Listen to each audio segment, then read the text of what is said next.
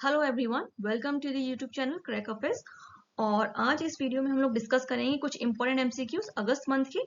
और अगर आपको अगस्त मंथ के कुछ और करंट अफेयर्स देखने हैं डिटेल के साथ, तो उसके लिए ऑलरेडी मैंने वीडियो अपलोड कर दिया अपने चैनल पे, तो जरूर जाके देखिएगा, जिसमें जितनी भी डिटेल्स हैं फैक्ट के साथ वो सब मैंने अगस्त मंथ की मैंने उसमें डाली हुई हैं। ठीक है, यहाँ पे हम लोग सिर्फ एमसीक्यूज डिस्कस करने वाले हैं और थोड़ी बहुत डिटेल्स हम लोग और एक्स्ट्रा डिटेल डिस्कस करेंगे। तो स्टार्ट करें, और प्लीज इस चैनल को लाइक शेयर और सब्सक्राइब कीजिएगा। बाकी और मुझे कुछ नहीं चाहिए। ठीक है, बस आप लोगों के कोई इंपॉर्टेंट कमेंट्स है तो वो जरूर इस वीडियो में शेयर कीजिएगा एंड में। तो स्टार्ट करते हैं। तो फर्स्ट क्वेश्चन है आपका। नाउ फर्स्ट न्यूज है आपकी, which organisation has recently launch the fast tag annual pass for the seamless highway travel aims to reducing the traffic congestions and ensuring the smooth highway travels। ठीक है, अब annual पास आपको जारी किया जाएगा fast track के द्वारा। तो वो जो है वो किस ऑर्गेनाइजेशन ने उसको रिसेंटली लॉन्च किया है? तो आंसर है आपका बी, नेशनल हाईवे अथॉरिटी ने। ओके, सेकेंड क्वेश्चन है आपका, वो है what is the official name of the legislation pass in August 2025 that ban the real money gaming in India. तो क्या ऑफिशियल नेम रखा गया उस लेजिस्लेशन पास का? That is A answer, promotion and regulation of the online gaming act 2025। ठीक है, इसके अंदर आपको पता होना चाहिए कि ये जो ऑनलाइन गेमिंग है, इसके अंदर अगर किसी भी तरह का फाइनेंशियल ट्रांजेक्शन अगर हो रहा है से रिलेटेड, अगर ये गेमिंग है, ठीक है, मनी लॉन्ड्रिंग वगैरह टाइप का गेम है, ठीक है, एडवर्टाइज किया जा रहा है, तो इस तरह के गेम्स को बंद किया जाएगा। ठीक है, अगर वो सर्विस प्रोवाइडर है, अगर उसको एडवर्टाइज किया जा रहा है, प्रमोट किया जा रहा है, फाइनेंशियल सपोर्ट किया जा रहा है इस तरह गेम्स को, तो वो हमेशा पनिशेबल कैटेगरी में आएगा। ओके, इसके अलावा इसके अंदर पेनल्टीज कितनी है? 3 साल की जेल है और 1 करोड़ का फाइन है। ठीक है, अगर इसको एडवर्टाइज किया जाएगा तो इसको 2 साल की जेल है और 50 लाख का फाइन है। ना अगर ये फिर से रिपीट हुआ तो फिर 2 करोड़ का फाइन है और 5 साल की जेल है, और उस टाइम पे ये नॉन बेलेबल ऑफेंस की कैटेगरी में आएगा। ओके, अच्छा, ये क्यों ऑनलाइन बिल लाया गया है? क्योंकि बहुत सारे जो इस तरह के जो प्लेटफॉर्म्स होते थे, उसकी वजह से काफी सारे सुसाइड्स होने लग गए थे, वायलेंस वगैरह बढ़ गया था, एडिक्शन लोगों में बढ़ गया था, स्पेशली बच्चों में और यंग्स में फाइनेंशियल ल्यूरिंग होने लगी थी, क्योंकि वो पैसा उसमें लगा दिया करते थे जुआ की तरह। ठीक है, और इसके ऊपर काफी रिपोर्ट्स भी दर्ज हुई थी, फ्रॉड वगैरह की, चीटिंग की, मनी लॉन्ड्रिंग की, और टेररिज्म फंडिंग भी की जा रही थी इसके थ्रू। तो इसलिए इसे बंद कर दिया गया है। नेक्स्ट आता है, what is the primary objective of the 130th constitutional amendment bill. ये बहुत इंपॉर्टेंट है। तो आंसर क्या है इसका? आंसर है A, to removing the PM CMs and the ministries if the detention for 30 consecutive days in a serious charges without requiring a conviction। 30 दिन तक अगर कोई भी लीडर, ठीक है, कैबिनेट का, अगर वो किसी भी क्रिमिनल चार्जेस के अंदर 30 दिन तक अगर वो लगातार जेल में है, तो उसको हटा दिया जाएगा। उसके बारे में ये बिल है। ओके, नाउ अगर वो पीएम है और अगर यूनियन मिनिस्ट्री में आ रहा है, तो उसको प्रेसिडेंट हटा सकता है। गवर्नर किसको हटा सकता है? सीएम और स्टेट मिनिस्टर को हटा सकता है। लेजिस्लेटिव काउंसिल जो है वो दूसरी मिनिस्टर जो है यूनियन टेरिटरी से, उसको हटा सकते हैं। बाकी ये जो तीनों हैं, ठीक है, ये जो किस आर्टिकल में आते हैं? आर्टिकल 71 के अंदर आते हैं, 164 के अंदर आते हैं, और 239A के अंदर आते हैं। तो 75 के अंदर तो पीएम आते हैं, और 164 में सीएम आते हैं, और बाकी का जो 239 है उसमें बाकी यूनियन टेरिटरीज के मिनिस्टर्स आते हैं। ओके, नेक्स्ट आता है, under the Shramashree scheme what one time financial support is providing to each returning workers. मतलब ये स्कीम है जो कि बेसिकली कोलकाता जो मिनिस्टर, सीएम मिनिस्टर, उन्होंने लॉन्च की है। ठीक है, तो उसमें जो जितने भी रिटर्निंग वर्कर्स होते हैं, इमिग्रेंट वर्कर्स होते हैं, जो कि अपनी स्टेट्स को छोड़ के दूसरी स्टेट में जाते हैं लेकिन उनको रोजगार नहीं मिलता है, तो उनको फिर से जब वो अपनी स्टेट्स में आते हैं तो उनको एक फाइनेंशियल एड दिया जाएगा, ताकि वो जब तक वो एम्प्लॉयमेंट उनको नहीं मिलता तब तक वो एक फाइनेंशियल सपोर्ट पे रह सकते हैं। तो वो कितना है जो दिया जा रहा है कोलकाता गवर्नमेंट के थ्रू? वो है 5,000 का। ठीक है, ना यहाँ पे है कि वन टाइम ट्रैवल ग्रांट 5,000 होगा। ठीक है, मंथली रिहेबिलिटेशन अलाउंस होगा, ठीक है, 1 साल के लिए, और कम से कम 22.4 लाख इमिग्रेंट वर्कर्स इसके अंदर बेनिफिट होंगे। ठीक है, access to the welfare scheme like the Khadya Khadya साथी एंड स्वास्थ्य साथी। ठीक है, इसके साथ इनको जोड़ा गया है, और यहाँ पे उनकी बच्चों की एजुकेशन वगैरह को भी ध्यान दिया गया है। ओके, और ये किस गवर्नमेंट के अंडर में हुआ? ये ममता बनर्जी जो गवर्नमेंट है उनकी, ऑल टाइम तृणमूल कांग्रेस, उनके अंडर में ये स्कीम निकाली गई है। नेक्स्ट आती है, in which city were the new U special buses for the college students launch. So U bus special करके जो बसेस लॉन्च की गई स्पेशली फॉर स्टूडेंट्स के लिए, कौन सी स्टेट ने लॉन्च की है? The answer is New Delhi. Next आता है India recently sign the term of reference in the Moscow to initiate the free trade agreement negotiation with which regional bloc. तो किस रीजनल ब्लॉक ने साथ में साइन किया है टर्म्स ऑफ रेफरेंस? वो है यूरेशियन इकोनॉमिक यूनियन। ओके, ना इसका ध्यान रखिए कि ये जो यूरेशियन इकोनॉमिक यूनियन है इसके अंदर Armenia, Belarus, Kazakhstan, Kyrgyz Republic and Russia, ये 5 कंट्रीज ने मिलकर इस यूनियन को बनाया है। ओके, इनके साथ, और ये एग्रीमेंट कहाँ हुआ? ये मॉस्को के अंदर हुआ है। ओके, ना यहाँ पे बहुत सारी चीजों को ध्यान रखा गया, जैसे कि एक्सपोर्ट को बढ़ाना है, ठीक है, मेन एम वही है, जितने भी स्मॉल इंडस्ट्रीज हैं उनको ध्यान देना है, मार्केट को अच्छे से एक्सेस करना है, ठीक है। इन 2024 इंडिया यूएसए ट्रेड रीचिंग, अच्छा 2024 तक अगर देखें तो हमारा जो ट्रेड था वो $69 बिलियन तक बढ़ चुका था, जो कि 2003 के कंपैरिजन में देखें तो 7 टाइम इंक्रीमेंट था, 7 गुना बढ़ चुका था। Okay, next, what was the name of the 2-day missile drill launched by the Iran in the Gulf of Oman and the North Indian Ocean?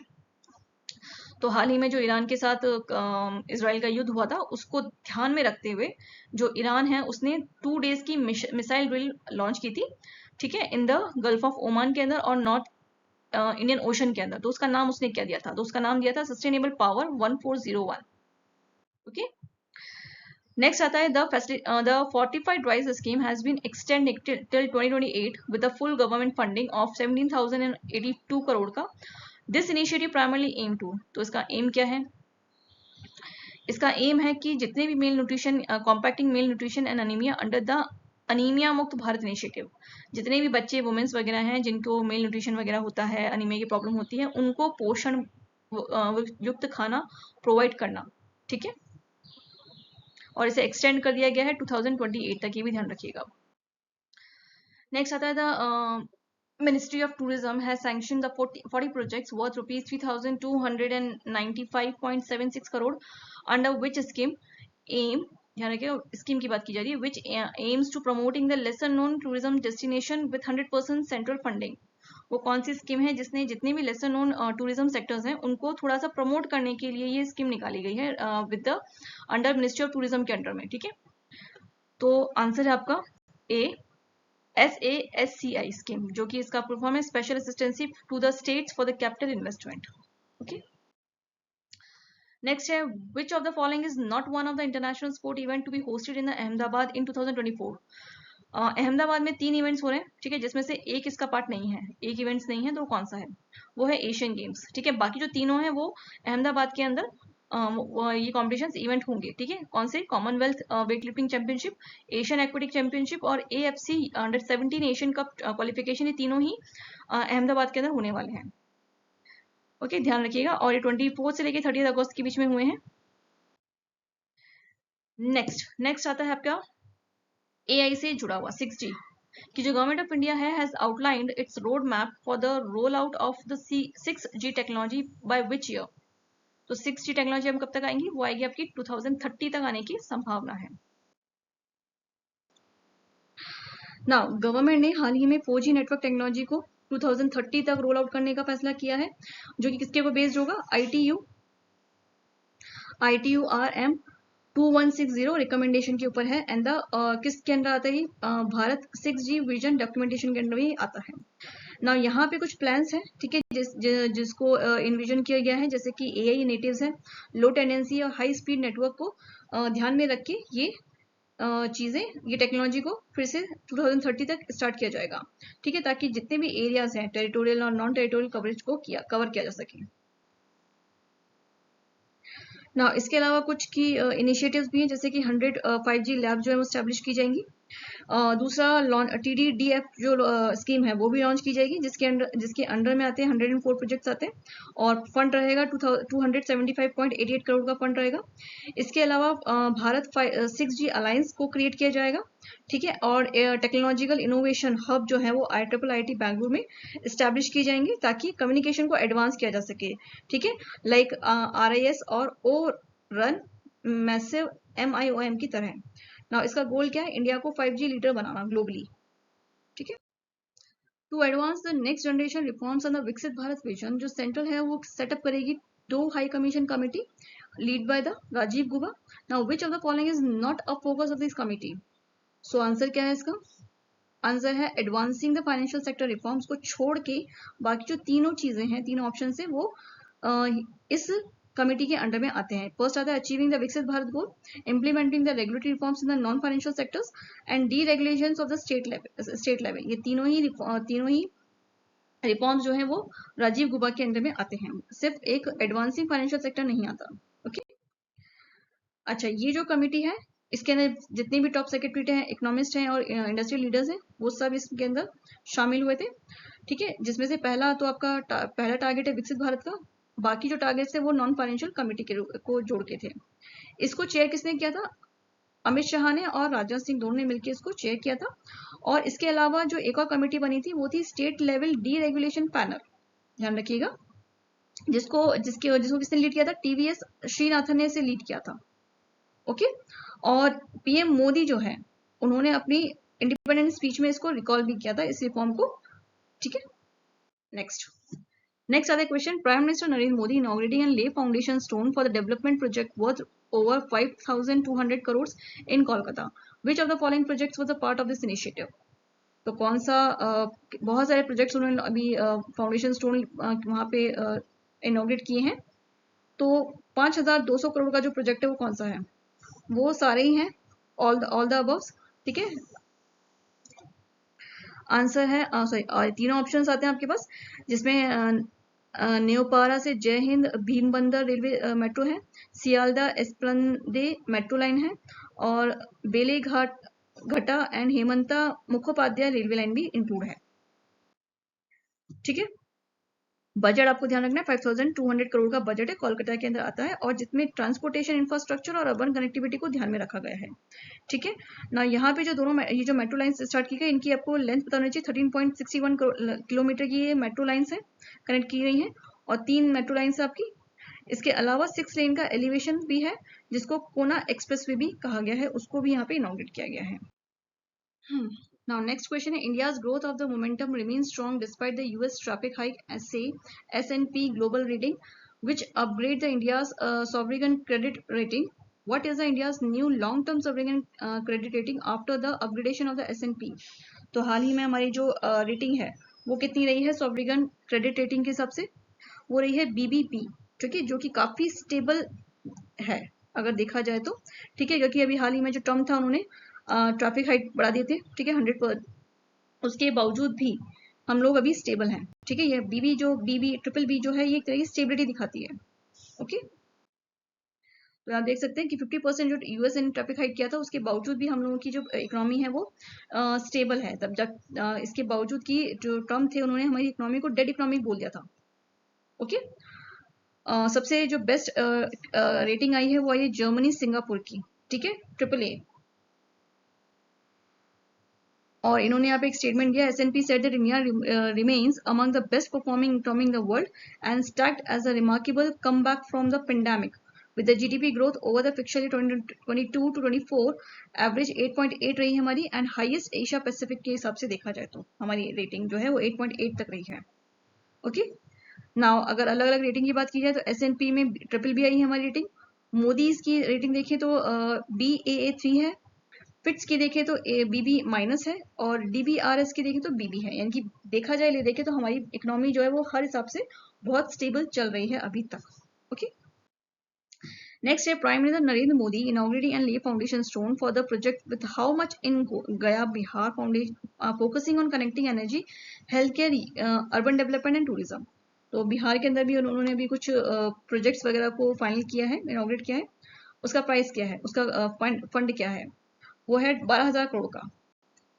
Okay, ना यहाँ पे काफी सारे प्रोजेक्ट्स थे, जैसे कि उनता सिमारिया ब्रिज था, बख्तियारपुर मोखम हाईवे था, अपग्रेड, ठीक है, अपग्रेड किया गया उसे, और 6,880 करोड़ का बक्सार थर्मल पावर प्लांट था, होमी भाभा कैंसर हॉस्पिटल था मुजफ्फरनगर में, उसे भी इनॉग्रेट किया गया है। नमामि गंगे प्रोजेक्ट को भी इनिशिएट किया गया है। अमृत भारत एक्सप्रेसवे और बुद्धा सर्किट ट्रेन, जो 2 ट्रेन है, उनको भी यहाँ पे इंट्रोड्यूस स्टार्ट किया गया है। इसके अलावा 16,000 प्रधानमंत्री आवास योजना के अंडर जो लोग थे उनको भी यहाँ पे आवास प्रदान किया गया है। Who was appointed as a President Donald Trump as the United States Ambassador to India and concurrently as a special envoy for South and Central Asia Pacific? तो कौन है जिन्हें अपॉइंट किया गया है?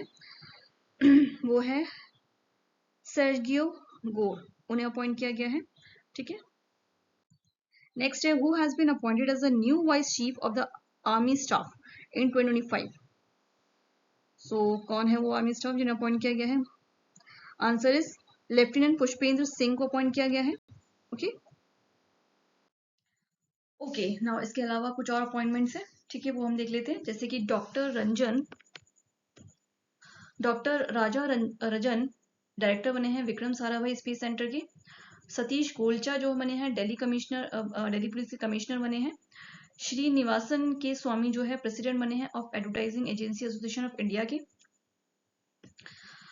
वाइस एडमिरल संजय वात्स्यन जो है 47th वाइस चीफ बने हैं नेवल स्टाफ के. शशि प्रकाश गोयल जो बने चीफ सेक्रेटरी बने उत्तर प्रदेश के. पीबी बजाज जो है वो सीईओ बने हैं जैगवार लैंड रोवर के. राजीव प्रताप रूडी जो बने हैं जनरल सेक्रेटरी बने हैं of the constitutional club of India के. नेक्स्ट है जर्गन वेस्टमेयर जो बने हैं प्रेसिडेंट मैनेजिंग डायरेक्टर बने हैं Airbus of India and south Asia के. तैमूर अब्बास गुलीवी जो है सीईओ बने हैं नायरा एनर्जी के. दिनेश के पटनायक बने हैं high commissioner of to Canada के. और राघव गुप्ता बने हैं head of education for India and APAC.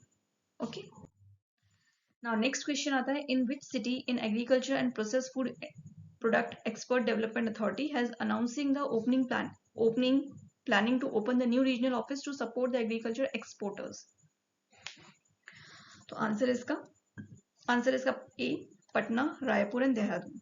Okay full form आपको पता होना चाहिए. एपीईडी का फुल फॉर्म क्या था? Agriculture and processed food product expert development authority. Okay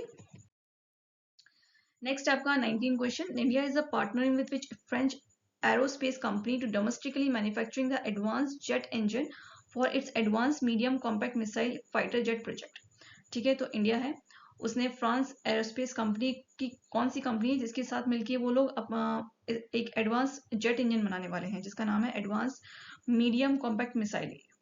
ठीक है, तो उसका नाम है, उस कंपनी का नाम है सैफरन. ठीक है, ये ध्यान रखिएगा, जिसके साथ मिलकर ये फाइटर जेट बन रहा है. ओके तो यहाँ पे ध्यान रखिएगा इसको. ये अनाउंसमेंट किसने किया? ये जो हमारे डिफेंस मिनिस्टर राजनाथ सिंह उन्होंने इस अनाउंसमेंट किया है. इसका एम बेसिकली ये है कि एक न्यू इंजन डेवलप करना और इसका जो थ्रस्ट होगा न्यूटन थ्रस्ट होता है वो बहुत पावरफुल होगा on the capacity of 1000 kilo Newton thrust होगा उसका. ओके जो कि अपने आप में भी जो ग्लोबल स्टैंडर्ड है फिलहाल जेट इंजन का उससे कहीं ज्यादा सुपर होगा, सुपीरियर होगा. ओके अच्छा ये जो अप्रूवल है ये किसके द्वारा किया जाएगा, ट्रैक किया जाएगा? ध्यान इसको डीआरडीओ के द्वारा इसको ट्रैक किया जाएगा, बैक किया जाएगा. ठीक है, इस डिकेड लोग एफर्ट. अच्छा ये बहुत लंबे टाइम से चल रहा है. ठीक है, ये प्रोजेक्ट जो है बहुत लंबे टाइम से चल रहा है. उसका बजट जो था 15,000 करोड़ का था. ओके इससे बेसिकली होगा कि हमारी डिफेंस टेक्नोलॉजी बढ़ेगी और जो रिलायबिलिटी है, सेल्फ रिलायबिलिटी है एरोस्पेस मैन्युफैक्चरिंग में वो भी हमारी इंक्रीज होगी. Next who was elected as the chairman of the executive board of the Asia Pacific Institute for the Broadcasting Development during its 23rd general conference held in the Phuket, Thailand. तो कौन elect किया गया था as chairman जिन्होंने इस बार की जो conference उसको चेयर किया था? वो थे इंडिया. ठीक है, इंडिया ने इस बार चेयर किया उसे. ना इसको किसने चेयर किया था? वो किया था श्री गौरव त्रिवेदी ने. ठीक है, ये जो कॉन्फ्रेंस हुई थी बेसिकली जितने भी इंटरनेशनल स्टेक होल्डर्स थे इलेक्ट्रॉनिक मीडिया के अंदर उनका ये कॉन्फ्रेंस हुआ था जिसका फोकस था कि कुछ भी करके जो मीडिया इन्वायरमेंट है एशिया पैसिफिक रीजन के अंदर उसको और उसके अंदर कुछ पॉलिसीज बनाना, उनकी पॉलिसीज एक्सचेंज करना, रिसोर्स शेयरिंग करना. ठीक है, थीम क्या रही है? Media for the people, peace and prosperity. Okay now ये जो AIBD था, ठीक है, ये 1977 के अंदर ही बना था अंडर द यूनेस्को. ठीक है, इसमें 93 मेंबर्स हैं, 93 मेंबर्स हैं और विद इन 45 कंट्रीज के. Okay Now, Prime Minister Narendra Modi will inaugurating the Semicon India 2025 at the Yashobhumi in New Delhi, marking the fourth edition of the India's largest semiconductor and electronics show. Which of the following statement is true? तो हाल ही में जो Semicon करके fourth edition जो semiconductor show था, electronic and semiconductor show था, वो हुआ है, उसके बारे में बताइए कौन सा स्टेटमेंट सही है। तो answer is all are true. ठीक है, यानी कि थीम क्या रहा है इस बार का? इस बार का थीम रहा है building the next semiconductor power house. दूसरा, इसे ऑर्गेनाइज किसने किया था? सेमी ने किया था, और इंडियन सेमीकंडक्टर मिशन के अंडर में ये था। ठीक है, जो कि आता है किसके अंदर? Ministry of electronics and IT industry में आता है। Ensure the India emerging as a trusted global hub for the semiconductor and electronic manufacturing, ये हमारा एम है। ठीक है, ओके नाउ जो भी पीछे था वही सब कुछ यहाँ पर है। ठीक है, इस एग्जीबिशन में 350 प्लस एग्जीबिशन थी, जिसमें 50 प्लस ग्लोबल CXO आए थे, और 33 पार्टिसिपेशन हुई थी नेशन की तरफ से, हमारी तरफ से। ओके ना, इससे बेसिकली क्या है, इसमें जितने भी advance this showcase India's expanding the semiconductor ecosystem, including advance in the fabs and packings, AI, smart manufacturing and design innovations। ठीक है, इन सब चीजों को यहाँ पे शो किया गया था। ओके, जिससे हम लोगों का जो डिजाइन इनोवेशन था उसको भी, उसके बारे में पता चलता है। ठीक है, और स्मार्ट मैन्युफैक्चरिंग को भी यहाँ पे शो किया गया था। ओके, नेक्स्ट,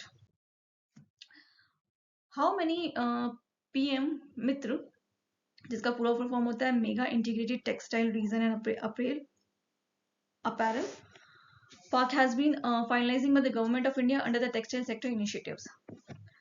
तो कितने हैं जो अप्रूव्ड हुए हैं? वो है 7। ठीक है, आपको नाम पता होना चाहिए 7। अच्छा, अब वो 7 स्टेट्स कौन से हैं जिसके अंडर ये जो पार्क बनेगा, टेक्सटाइल पार्क बनेगा, वो कहाँ बनेगा? तमिलनाडु है, तेलंगाना है, गुजरात है, कर्नाटका है, मध्य प्रदेश है, उत्तर प्रदेश है, और महाराष्ट्र है। ठीक है, ये नाम आपको याद होने चाहिए। बजट आपको पता होना चाहिए, 4445 करोड़ का बजट है अप टू 2007 एंड 2008 तक। एम क्या है? टेक्सटाइल इंडस्ट्री को बढ़ाना है। ठीक है, ताकि फाइबर से फैब्रिक तक का जो भी सफर है फैशन के अंदर या क्लोथ्स के अंदर, उसको जोड़ा जा सके और उसको बढ़ाया जा सके। ठीक है, okay, now who has the All India Football Federation appointed as the new head coach of the senior men's Indian national football team? तो इंडियन फुटबॉल टीम का जो नया हेड कोच है वो कौन है? So the answer is Khalid Jamil. ठीक है, नेक्स्ट है which indigenous strengthened frigate equipped with the BrahMos missile was induced into the Indian Navy? Indian navy के अंदर हाल ही में जो ब्रह्मोस मिसाइल से लेस जो शिप अभी इंट्रोड्यूस की है वो कौन सी है? वो है INS हिमाद्री। ओके, नेक्स्ट आता है India's first make in India green hydrogen plant, a project that establishing a new benchmark has been commenced in which state? तो इंडिया का पहला हाइड्रोजन प्लांट वो कहाँ पे है? बनने वाला है गुजरात में। ओके, नाउ अब इंडिया का जो पहला ग्रीन हाइड्रोजन प्लांट है वो कहाँ बना है? वो बना है गुजरात के अंदर, कांडला पोर्ट के अंदर। ठीक है, जो कि आता है दीनदयाल पोर्ट अथॉरिटी के अंडर में, और इसकी कैपेसिटी रखी गई है 1 मेगावाट की। ठीक है, इनॉग्रेट किया है सर्बानंद सोनोवाल जी ने, ये ध्यान रखिएगा। और ये अपने आपके एक बेंचमार्क है ग्रीन हाइड्रोजन एग्जीक्यूशन हमारे इस कंट्री में स्टार्ट करने का। ठीक है, पहले फेज के अंदर जो कैपेसिटी है वो 10 मेगावाट की रखी गई है। ओके, चलिए next. Okay, now who are the primary beneficiaries of the अपना घर resting facilities launching by the government? तो गवर्नमेंट ने अभी जो हाल ही में अपना घर करके कुछ सुविधाएं प्रदान की है, वो किसको दी है? तो वो दी है ट्रक ड्राइवर्स को। ठीक है, ध्यान रखिएगा। नाउ यहाँ पे जो ट्रक ड्राइवर्स हैं उनको इसलिए दिया गया क्योंकि वो काफी लंबी जो उनकी लॉन्ग आवर्स की जो रूट होता है रोड पे ट्रैवल करने का, उसके दौरान उनको किसी भी तरह का रेस्ट का टाइम नहीं मिलता है। ठीक है, और काफी लैक ऑफ क्लीनिंग होती है, सिक्योर अकोमोडेशन को प्रोवाइड हो सके। ठीक है, इसलिए ये चीजें की गई ताकि आराम से वो अपनी जर्नी पूरी कर सके और किसी भी तरह के प्रॉब्लम को फेस ना कर सके। जैसे कि बहुत थकावट हो जाती है तो कई बार एक्सीडेंट्स हो जाते हैं। ठीक है, रोड सेफ्टी की भी बढ़ेगा इससे। ओके, और कितने अपने घर दिए गए हैं? 268 अपना घर यूनिट्स दिए गए हैं, 368 सॉरी। ठीक है, जिसमें 4 611 बेड जो है, ठीक है, वो प्रोवाइड किए जाएंगे। ओके, और अच्छा ये आता है किसके अंदर? ये आता है ministry of petrol and natural gas के अंदर ही आता है, ये ध्यान रखिएगा। चलिए आगे बढ़े। नेक्स्ट क्वेश्चन है, which state become the first in India to launching a sabbatical leave scheme for the government employees? Government employees के लिए ये लीव सैंक्शन की गई है, वो है सिक्किम। ठीक है ना, ये जो लीव है ये एलिजिबल जो एम्प्लॉयज हैं उनको दी जाएगी। ठीक है, फ्रॉम 365 डेज से लेके 180 डेज तक की लीव होगी। 50% देयर बेसिक पे फ्रॉम द लीव, जब वो लीव पे होंगे तो 50% उनका कट हो जाएगा, 50% उनको मिलेगी। ठीक है, the seniority and the continuity of the service are protected during the leave periods, यानी कि जिस टाइम वो छुट्टी पर रहेंगे उस टाइम पे भी उनकी पोजीशन बरकरार रहेगी। ठीक है, और जो गवर्नमेंट है can recall the employees any time for 1 month notice. ठीक है, वो उन्हें कभी भी रिकॉल कर सकता है, 1 मंथ के नोटिस के अंदर उनको आना होगा। ओके, ये ध्यान रखिएगा। अच्छा, एटलीस्ट 5 ईयर्स की उनकी सर्विसेज, कंटिन्यू सर्विसेज होनी चाहिए। ठीक है, रेगुलर जो एम्प्लॉयज है उनकी एटलीस्ट 5 ईयर्स तक की सर्विस होनी चाहिए, कंटिन्यू सर्विसेज। ठीक है, और ये इंट्रोड्यूस किया गया था अगस्त के अंदर। ओके, तो बेसिकली ये जो लीव है ये सोच के दी जा रही है ताकि अगर मान लो कोई एम्प्लॉय है, उसे आगे अपनी एजुकेशन पूरी करनी है या अपनी स्किल को बढ़ाना है, तो वो इस पर्टिकुलर टाइम के अंदर कर सकता है। ठीक है, इस पर्टिकुलर टाइम में उसको कई बार ऐसा होता है कि उन्हें स्किल बढ़ानी पड़ती है, अपनी एजुकेशन पूरी करनी पड़ती है। कोई लोग जो चाहते हैं, ठीक है, आगे पढ़ना चाहते हैं, आगे पोस्ट ग्रेजुएशन या अपनी स्किल को बढ़ाना चाहते हैं, तो उनको जब छुट्टियां नहीं मिल पाती कई बार, ठीक है, तो उसको ध्यान में रख के ये फैसिलिटी प्रोवाइड की गई है सिक्किम गवर्नमेंट के थ्रू। ठीक है, next, which two organizations signed the MoU to deploy the India's first 5G captive non-public network in the refinery sector? तो वो दो कौन से हैं? वो है BSNL और NRL। okay. अच्छा, ये जो है यहाँ पे जो टेक्नोलॉजीज यूज की जाएंगी, ठीक है, ये वो है IoT, AVRV, ARVR, digital twins and big data analysis. इससे ऑपरेशनल एफिशिएंसी बढ़ेगी और साइबर सिक्योरिटी को भी बढ़ाया जाएगा। Building a digital empowerment and self reliance for. ठीक है, नेक्स्ट क्वेश्चन है, who clinched the 2025 Hungarian grand prix after a thrilling duel with Oscar Piastri? ठीक है, हाल ही में जो ऑस्ट्रिक पिएस्ट्रिक उनको हरा करके कौन हंगरी ग्रैंड प्रिक्स का खिताब जिसने अपने नाम किया है, वो है लैंडो नॉरिस। नेक्स्ट है chess state world cup held in the Riyadh, who defeated the Ali Alireza Firozia in the final to become the first ever champion to the tournament? वो कौन बने हैं? Magnus Carlsen. ठीक है, okay, now यहाँ पे कुछ वन लाइनर क्वेश्चंस भी हैं। ठीक है, जैसे कि the 100 tournaments the David Warner surprise the Virat Kohli to become the 5th highest runner scorer in T20 cricket hockey. Sorry, cricket history. So how many career T20 runs did the Warner accumulated to achieving this milestone? तो कितने runs उन्होंने बनाए हैं और जिसकी वजह से विराट कोहली जो उनको भी उन्होंने पीछे छोड़ दिया है? The answer is 13,545 runs जो उन्होंने भी बनाए हैं। नेक्स्ट क्वेश्चन है, which football club was ranking as the world's most valuable in the brand finance football 2025 report? तो आंसर इसका रियल मैड्रिड। ठीक है, नेक्स्ट आता है, which Liverpool player has won the PFA player of the year award for an unpredictable third time and become the first ever to do so? तो कौन से player हैं? वो हैं मोहम्मद सलाह। ठीक है, जिन्होंने ये अपने नाम किया है अवार्ड।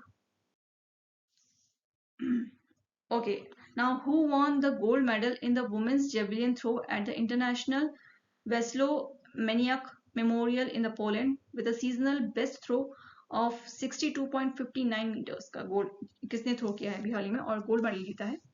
तो वो है अनु रानी। ठीक है, ध्यान रखिएगा। नेक्स्ट क्वेश्चन है, Ramesh Budiyal become creating the history by winning a bronze medal in which sport at the Asia Surfing Championship? Okay, तो ये है सर्फिंग। ठीक है, यहाँ हम शायद क्वेश्चन में गलत हो गया। Now next question है, who become the 2025 Cincinnati Open's men's single title, his 6th title of the year and the 8th ATP Masters 1000 crowns after the Jannik Sinner was forced to retire early in the final due to the illness? तो Jannik Sinner जो थे, क्योंकि वो बीमार हो गए थे या उनको थोड़ा सा प्रॉब्लम हुआ उसकी वजह से जो ये सिंसिनाटी ओपन था वो किसने जीत लिया? वो जीता है कार्लोस अल्काराज से, ठीक है। Now, who won the 2025 Cincinnati Open's women's single title, defeating the Jasmine Paolini in the final? तो वुमेन्स में किसने जीता है? वुमेन्स भी जीता है ईगा स्वेटिक्स ने, ठीक है। नेक्स्ट है, who won the gold medal in the men's 50-meter rifle three position event at the 16th Asian Shooting Championship in the Siankin, Kazakhstan? तो शूटिंग में किसने गोल्ड मेडल जीता है 50 मीटर में? ऐश्वर्या प्रताप सिंह तोमर ने। Now the FID World Cup 2025 will be held in which Indian city? तो कहाँ होने वाला है? वो गोवा में होने वाला है। नेक्स्ट क्वेश्चन है, what was the Neeraj Chopra's final throw distance at the Zurich Diamond Leagues 25 that earned him second place? तो नीरज चोपड़ा का जो फाइनल थ्रो था वो कौन सा था? वो था 85.01 मीटर का थ्रो था उनका, जिसमें उन्होंने सेकंड पोजीशन हासिल की है। नेक्स्ट क्वेश्चन आता है, what Guinness book of world record did the परीक्षा पे चर्चा 2025 अचीव? तो किस चीज के लिए उनको ये अचीवमेंट मिला है? Guinness book of world record उनका हुआ है, वो हुआ है most people registered on a citizen engagement platform in 1 month on the my gov. Okay, ये ध्यान रखिएगा, ये जो परीक्षा पे चर्चा है बेसिकली एक तरह का प्लेटफॉर्म है जहाँ पे जो पीएम मोदी हैं और जो स्टूडेंट है, टीचर्स हैं या फिर कोई भी बोर्ड्स हैं, ठीक है, या स्कूल वगैरह हैं, वो बैठ के एक दूसरे से डिस्कस कर सकते हैं किसी भी प्रॉब्लम को लेके, एजुकेशन को लेकर के। ओके, तो उसको लेके बनाया गया प्लेटफॉर्म था जिसपे 3.53 मिलियंस का रजिस्ट्रेशन हुआ है और 21 करोड़ का व्यूअर्स उस पर आए हैं, ठीक है। और ये आती है मिनिस्ट्री ऑफ एजुकेशन के अंडर में और माई गवर्न के अंडर में। ओके, नेक्स्ट है, the minister of Ayush national medical plant board recently signing a MOU with the Ishwed Bioplant Venture. What is the primary objective of this collaboration? तो क्यों ये MOU sign किया गया है? To conservation of the rare medical plants to the tissue culture, ठीक है। Next question है, the union cabinet has enhancing the budgetary outlay of the Pradhan Mantri Kisan Sampada Yojana in 2025 to strengthen the India's food processing sector. Now, what is the total revised outlay and which of the following pair correctly listed the main infrastructure development plan under the scheme? तो पहली बात तो budget बताना है और दूसरा आपको जो इस स्कीम के अंदर जो मेन इंफ्रास्ट्रक्चर डेवलपमेंट है वो क्या होने वाले हैं। तो आंसर है डी, बजट है 6,520 करोड़ का, ठीक है, और 50 multi product food irrigation unit start की जाएंगे और 100 फूड टेस्टिंग लैब्स यहाँ पे स्टार्ट होने वाली है। ओके,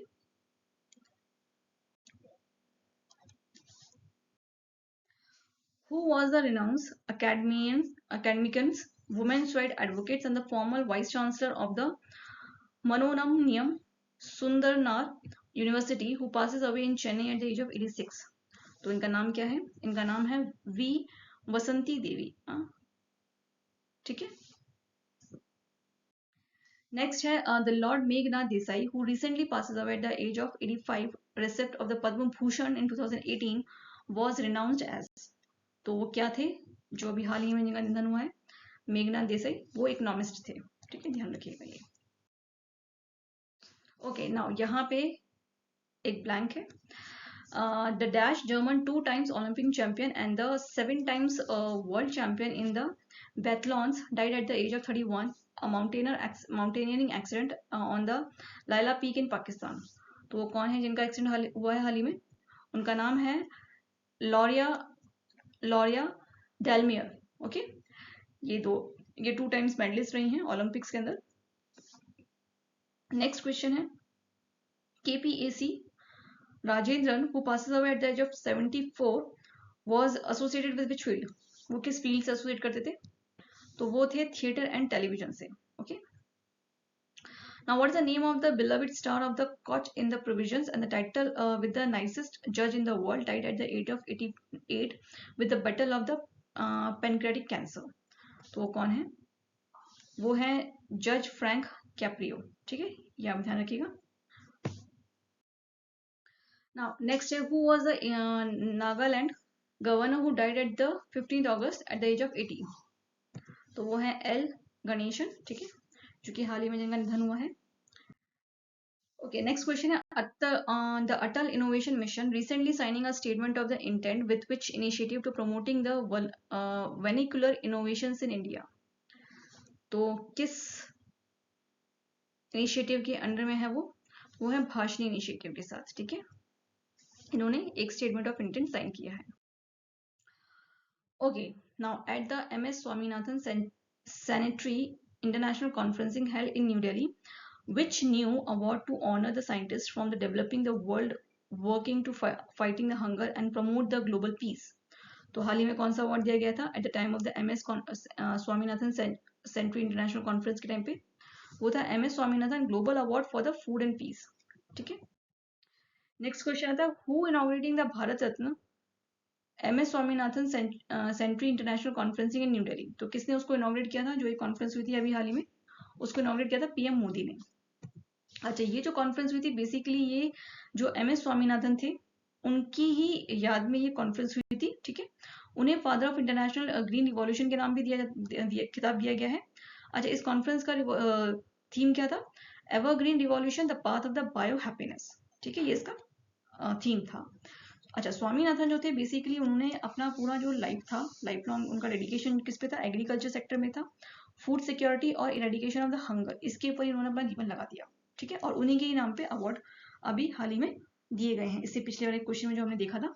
ओके, नेक्स्ट आता है under which government mission is the Bharat gen being implemented to support the all 22 scheduled languages, a step toward a digital inclusivity?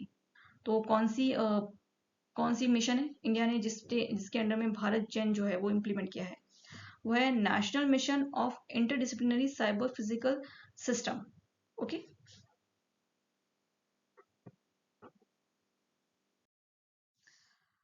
okay, now 14th question था which USA state become the first to ban the AI platform like the ChatGPT for offering the therapy without the human supervisions? तो हाल ही में AI treatments वगैरह जो platforms जो थे उनको प्रोहिबिट कर दिया गया है। ओके, तो किस स्टेट ने किया है यूएसए के? तो आंसर है इलिनॉइस ने। Okay, now next question is which digital procurement platform celebrating its 9th anniversary by achieving 5.4 million lakh crore gross merchandise value? तो किसने हाल ही में अचीव किया है? वो है गवर्नमेंट ई मार्केट प्लेस ने हाल ही में 5.4 लाख करोड़ का ग्रॉस मर्चेंडाइज मार्केट वैल्यू जो है वो अचीव किया है। और बेसिकली प्लेटफॉर्म गवर्नमेंट परचेजिंग के था कि जो भी गवर्नमेंट परचेजिंग होती है नेशनल इंटरनेशनल लेवल पे उसको ट्रांसपेरेंट वे में रखना, एफिशिएंट वे में रखना, इसलिए इस प्लेटफॉर्म को बनाया गया था। ओके, नेक्स्ट क्वेश्चन है which city was ranking the safest in India in the mid 2025 Numbeo safety index? तो नाम्बियो सेफ्टी इंडेक्स में कौन सी इंडियन स्टेट जो है वो रैंक पे आई है? वो है Mangalore. Okay, which organization launching the cancer's AI and technical challenges grant programming to support the innovations AI solution in cancer screening, diagnosis and treatment across India? तो कौन सी ऑर्गेनाइजेशन जिसने कैंसर एआई ट्रीटमेंट और challenges technological challenges को launch किया है? तो answer है Indian AI independent business division and national cancer grid, इसने इसको लॉन्च किया है। ओके,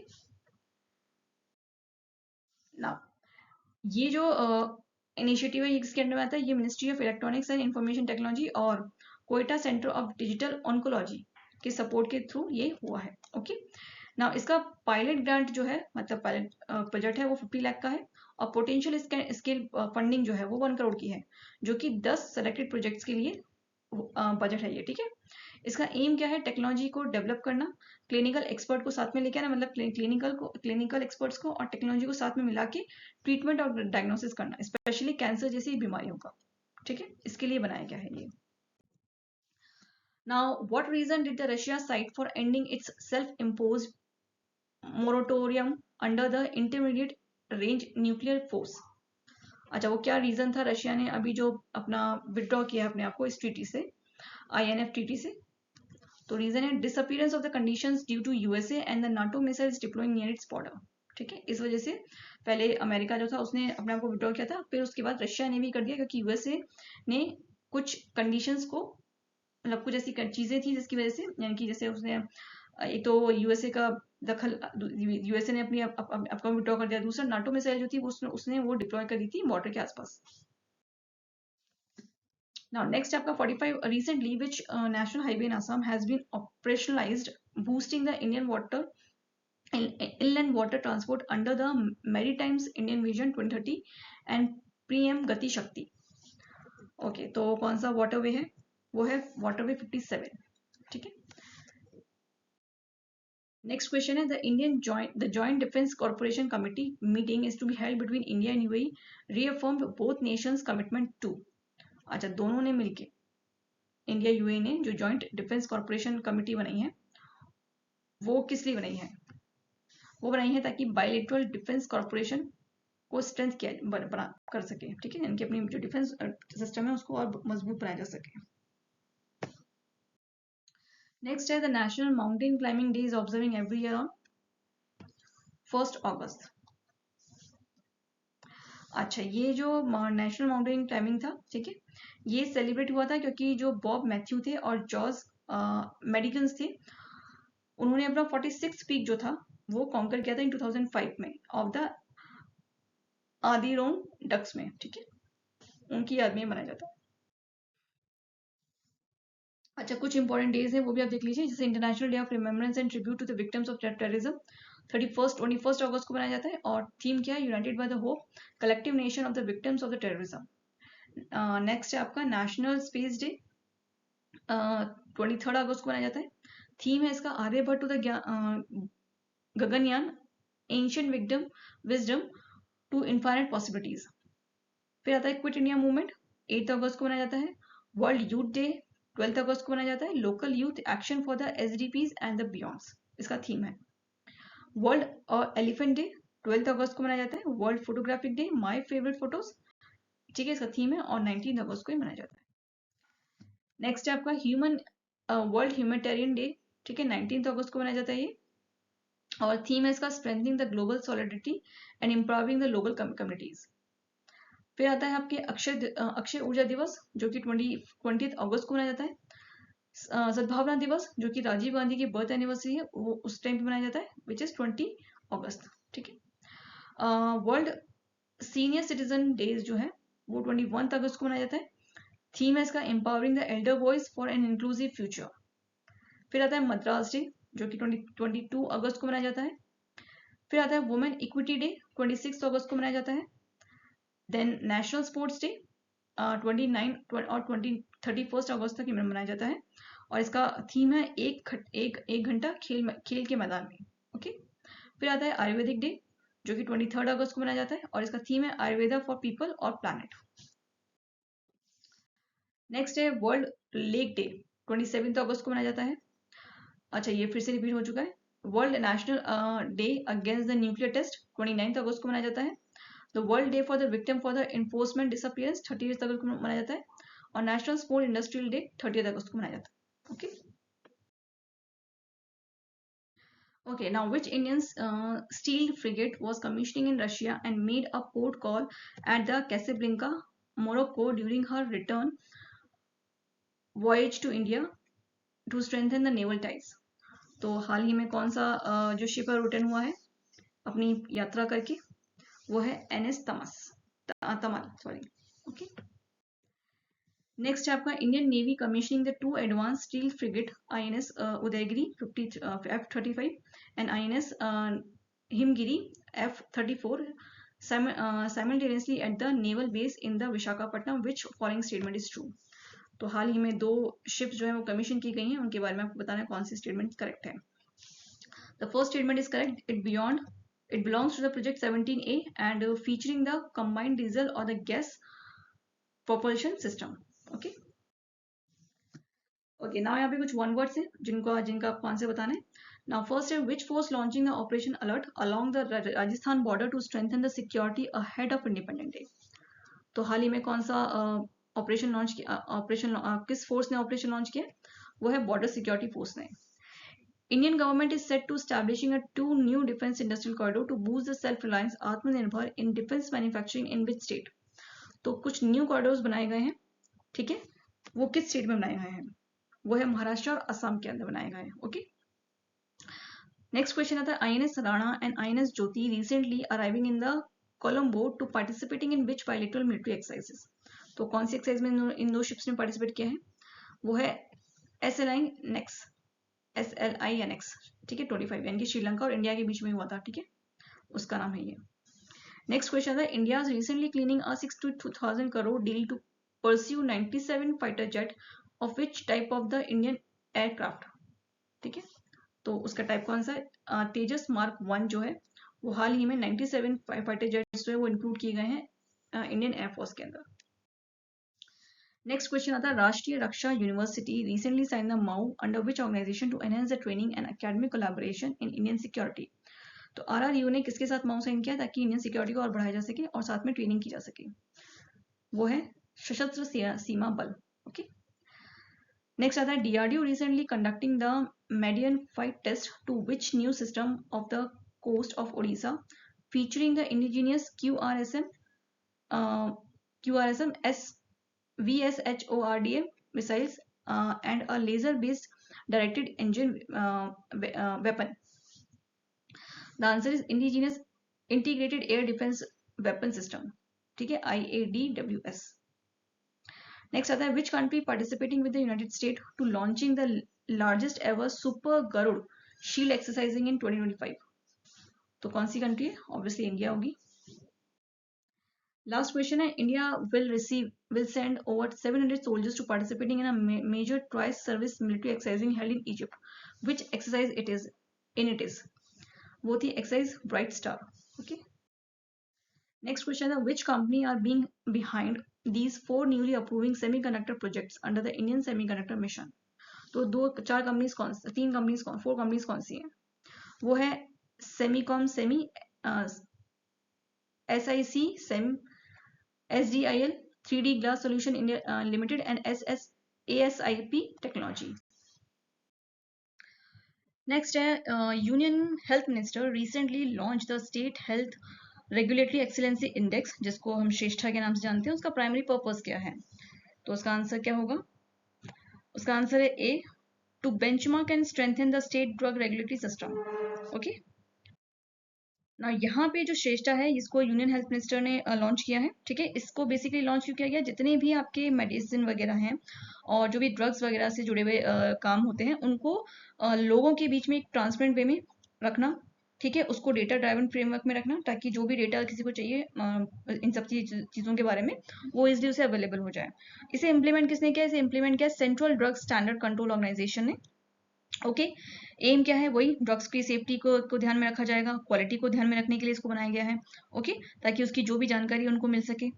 ओके, कौन सी दवाई जो भी मरीज वगैरह ले रहे हैं उसके बारे में उनको पता होना चाहिए, उसके लिए इसे बनाया गया है, ठीक है। विच bye evaluating the states and the union territories, सब जगह ये अप्लाई होगा। और कुछ पैरामीटर्स भी हैं जैसे ह्यूमन रिसोर्स वगैरह को इंक्लूड किया गया, इंफ्रास्ट्रक्चर को, लाइसेंसिंग को और सर्विलेंस को, इन कुछ पैरामीटर्स को भी ध्यान में रखा गया है। नेक्स्ट है, which of the following is not a key feature of the Indian Port Bill 2025, a major reform in the maritime sectors? अच्छा, इनमें से कौन से ऐसे फीचर्स थे जो इंक्लूडेड नहीं है? द आंसर है nationalising all the private ports under the central government, ठीक है, कि सेंट्रल गवर्नमेंट के अंदर में जितने भी पोर्ट्स हैं उनको नेशनलाइजिंग किया गया है। बाकी सारे फैक्टर्स आपके इंक्लूडेड हैं, जैसे कि setting up a national council for the port governance, defining the role of the state and the central government in the ports development and digital monitoring and compliance systems, ठीक है, ये सब चीजें included हैं उस बिल के अंदर। Next, अच्छा ओके, यहाँ पे ये इंट्रोड्यूस किया गया है बाय सर्बानंद सोनोवाल जो कि मिनिस्टर है पोर्ट शिपिंग एंड वाटरवेज के। ओके, अच्छा, ये जो बिल लाया गया है ये बेसिकली इंडियन पोर्ट एक्ट 1908 को हटा करके लाया गया है, जो कि बहुत पुराना बिल था। उसी बिल को थोड़ा मॉडर्नाइज वे में लाया गया है, ठीक है, ताकि इंडिया की जो मैरीटाइम सेक्टर उसको बढ़ाया जा सके, ठीक है। नेक्स्ट आता है, विच इंटरनेशनल कन्वेंशंस और कोड्स आर एक्सप्लिसिटली अलाइन और made a relevant through the national anti doping amendment bill 2028? तो वो कौन से इंटरनेशनल कन्वेंशन और कोड्स हैं जो कि यहाँ पे स्पष्ट रूप से संलेखित या प्रशंसित बनाए गए हैं? वो है B, UNESCO convention against the doping in the sports and वाडा कोड, ठीक है, इसके साथ उनको जोड़ा गया है। जो नेशनल स्पोर्ट्स एंटी डोपिंग हमारा अमेंडमेंट बिल था स्पोर्ट्स बिल्स के साथ, उसके अंदर इन दो यूनेस्को के दो सेक्टर्स को भी जोड़ा गया है, वाडा कोड्स को और डोपिंग इन स्पोर्ट्स को भी। ओके, ना यहाँ पे देख लीजिए, ये बिल किसने इंट्रोड्यूस किया था? मनसुख मंडाविया ने इसको इंट्रोड्यूस किया था। इसको क्यों इंट्रोड्यूस किया गया, ताकि अच्छा इसका एक और मतलब रीजन था उसको इंट्रोड्यूस करने का भी, ताकि जो 2036 के ओलंपिक्स गेम है उसकी बिट को हम लोग अच्छी तरह से और उसके अंदर एक स्ट्रॉन्ग वो आ जाए, मतलब एक प्लस पॉइंट जुड़ जाए, ठीक है, ताकि हम लोगों को वो मिल जाए, 2036 का ओलंपिक गेम की मेजबानी हमको मिल जाए। अच्छा, इन दोनों के बारे में जान लीजिए कि स्पोर्ट्स गवर्नेंस जो national sports governance act 2025 bill है, पहला बिल, उसके बारे में वो क्या है, उसके अंदर जितनी भी नेशनल स्पोर्ट्स बॉडीज हैं उनको एक रेगुलेशंस में लेके आना, ठीक है, एक रूल्स रेगुलेशन उनके लिए बनाना, गुड गवर्नेंस ही जनरेट करना उनके अंदर, एथिकल प्रैक्टिसेस यानी कि मैनर्स वगैरह हैं, जो भी एथिकल प्रैक्टिसेस होती हैं उन सब चीज़ों को भी उसमें इंट्रोड्यूस करना, एथलेटिक की वेलफेयर के बारे में सोचना और ट्रांसपेरेंसी बनाए रखना। इन चीज़ों के लिए नेशनल स्पोर्ट्स गवर्नेंस बिल को लाया गया है। दूसरा आता है national anti doping amendment act 2025। ये बिल क्यों लाया गया है, बेसिकली जो स्पोर्ट्स पर्सन होते हैं वो जाने अनजाने में कई बार ड्रग्स वगैरह, जो ड्रग्स मतलब कुछ ऐसी चीज़ें ड्रग्स वगैरह ले लेते हैं जो उनको नहीं पता होता कि नहीं लेनी चाहिए, क्योंकि कुछ ड्रग्स प्रोहिबिटेड होती हैं, ठीक है, ड्रग्स में केमिकल वगैरह यूज होते हैं जो कि कहीं ना कहीं उनके स्टेमिना, उनकी इम्यूनिटी को अफेक्ट करते हैं, इसलिए उनको लेना मना होता है। तो उसके लिए भी एक बिल लाया गया है और इसको जोड़ा गया है एंटी डोपिंग रूल्स के थ्रू, और कुछ इंटरनेशनल स्टैंडर्ड्स को भी जोड़ा गया है, जैसे यूनेस्को कन्वेंशन और वाडा, इसको भी इससे जोड़ा गया है। ओके, नेक्स्ट क्वेश्चन है, the cabinet committee on the economic affair recently approving 8146.01 crore Tato second hydro electric project of 700 megawatt. Now where is this project located, कहाँ पे लोकेटेड है, ये है शियोमी डिस्ट्रिक्ट ऑफ अरुणाचल प्रदेश में ये लोकेटेड है, ठीक है, इसे बनाया जाएगा।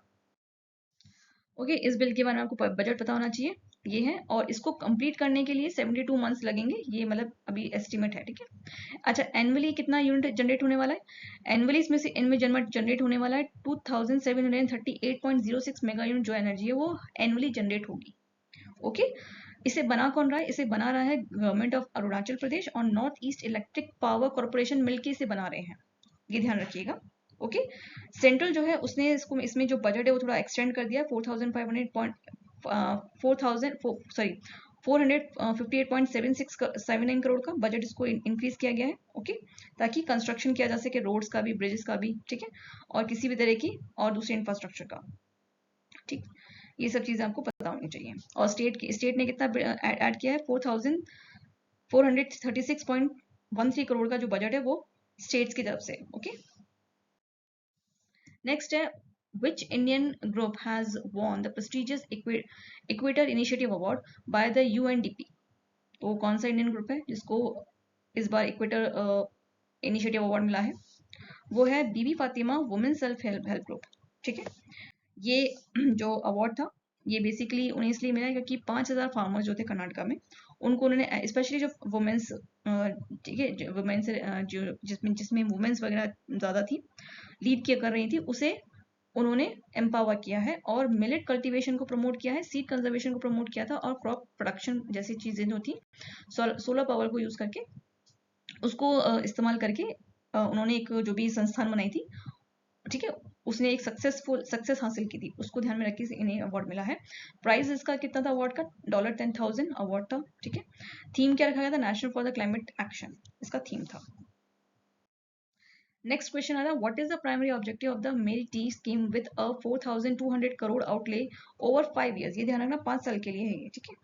तो इसका मेन ऑब्जेक्टिव क्या था,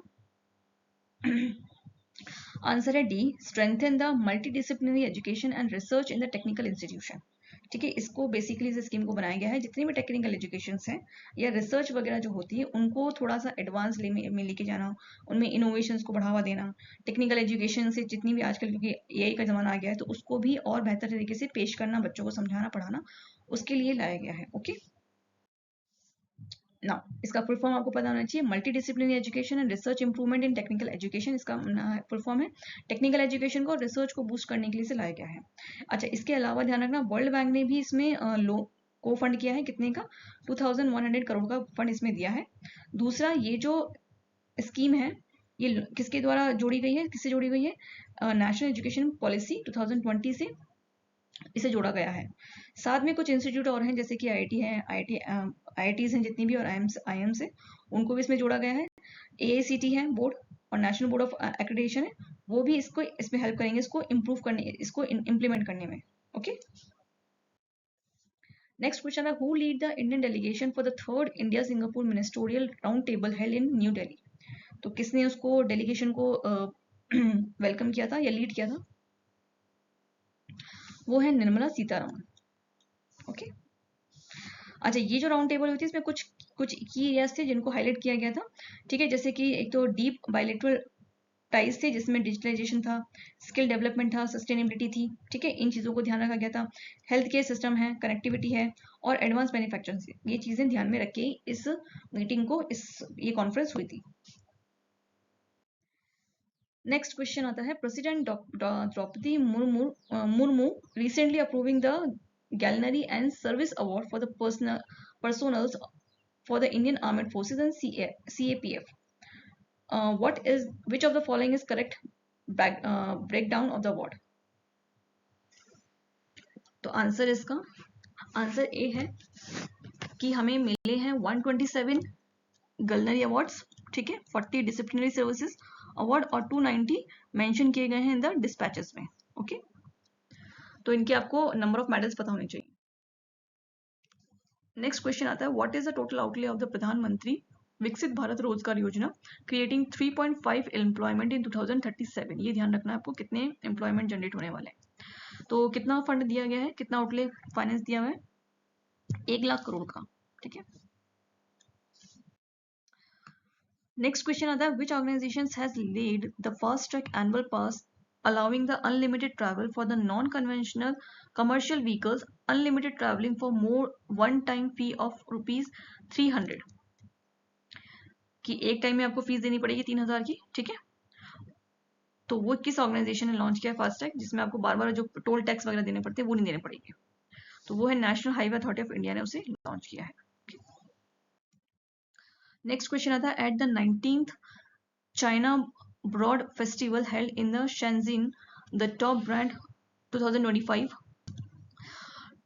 top 500 global brands list was unveiled. Which company claimed the top spot? तो कौन सी कंपनी है जिसमें अभी हाल ही में अपना टॉप 500 ग्लोबल ब्रांड के अंदर अपना नाम दर्ज कराया है?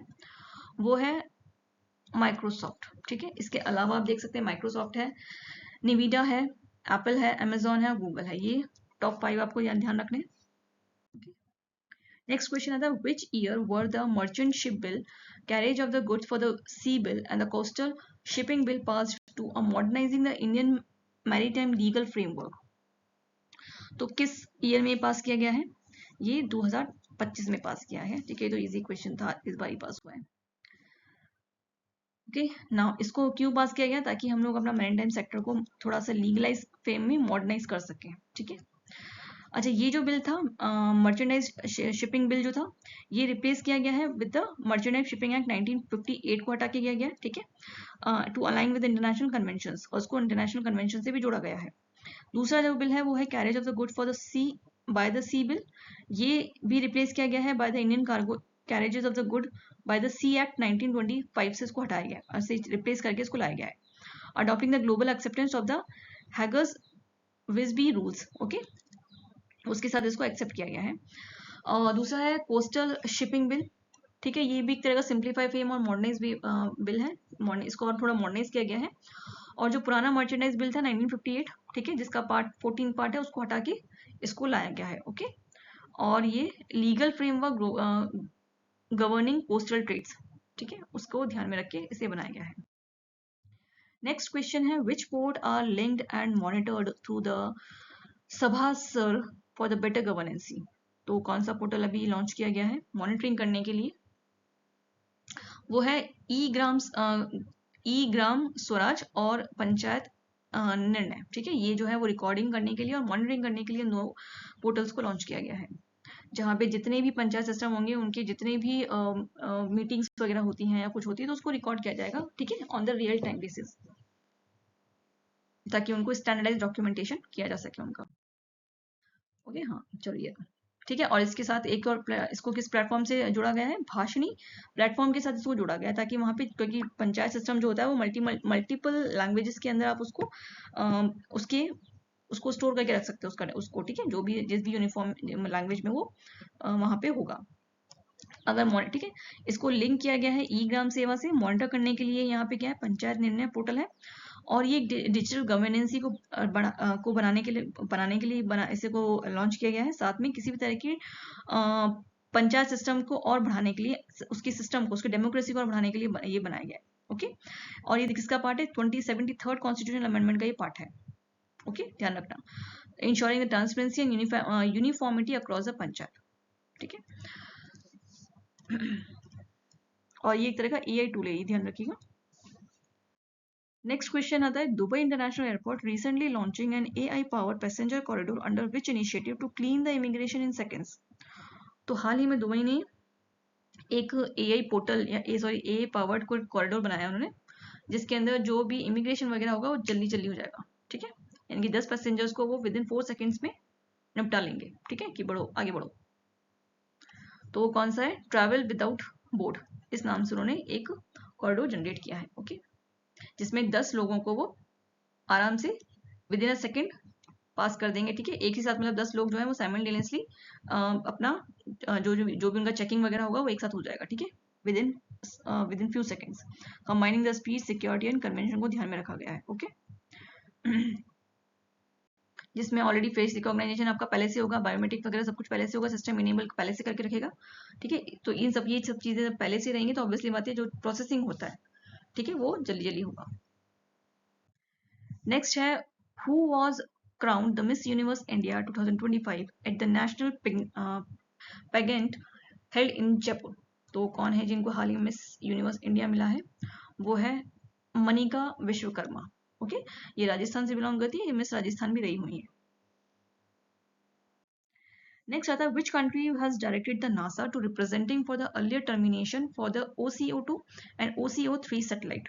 तो किस कंट्री के कौन सी कंट्री, ठीक है, जिसने डायरेक्ट नासा को ये डायरेक्ट किया है कि वो प्रिपेयर करें इन 2 सैटेलाइट्स को, वो है यूनाइटेड स्टेट। नेक्स्ट क्वेश्चन आता है, Parag Agrawal, former CEO of the Twitter now X, has launching which new startup that seeks to creating a web for machine. तो हाल ही में जो पराग अग्रवाल थे, जो कि पुराने वो थे ट्विटर के CEO रहे हैं, उन्होंने एक नया प्लेटफॉर्म तैयार किया है जिसका नाम है वेब फॉर द मशीन। ठीक है, तो उस नए स्टार्टअप का नाम क्या है, उसका नाम है पैरेलल वेब सिस्टम। ठीक है, तो बेसिकली ये इंटरनेट से एआई को कनेक्ट करने का कुछ ये मतलब है। ठीक है, मेरे को भी ठीक है, तो उसके जो कि बेटर देन होगा GPT-5 से, मतलब उसके 5 के कंपैरिजन में देखा जाए तो ये काफी एडवांस सिस्टम उन्होंने बनाया है, पैरेलल वेब सिस्टम। ओके, एक तरह का एआई सेटअप है ये, विथ 260 करोड़ उन्होंने इसमें रिटर्न किया है। ना कुछ और टेक्निकली कुछ और क्वेश्चन है वो हम लोग देख लेते हैं यहाँ पे। जैसे union science and technological minister doctor Jitendra Singh recently reaffirmed the India's goal to establishing its own space station by 2035 तक स्टैब्लिश करने का हमारा है। What is the name of this propose space station, उसका नाम क्या रखा गया है, तो उसका नाम है भारतीय अंतरिक्ष स्टेशन, ये उसका नाम रखा गया है। नेक्स्ट क्वेश्चन है, what is the name of the Russia mission plan to be launching to the Venus between 2034 and 2036। तो रशिया जो है वो वीनस पे जाने की तैयारी कर रहा है, ठीक है, डायरेक्टली। तो उसका उसने नाम क्या रखा है उस मिशन का, उसका नाम रखा उन्होंने वेनेरा डी। नेक्स्ट क्वेश्चन आता है, what is the official name of the AI powered image generation and editing tool code name nano banana develop by the Google deep mind. तो उसका ऑफिशियल नेम क्या रखा गया है, पहले इसका नाम था नैनो बनाना, तो अब उसको दूसरा नाम दिया गया है, उसका नाम है Gemini 2.5 flash image P. Okay okay, so national accreditation board for testing and calibration laboratories under the quality council of India QCI ने रिसेंटली एक new medical application portal launch किया है स्पेशली लेबोरेटरीज के लिए।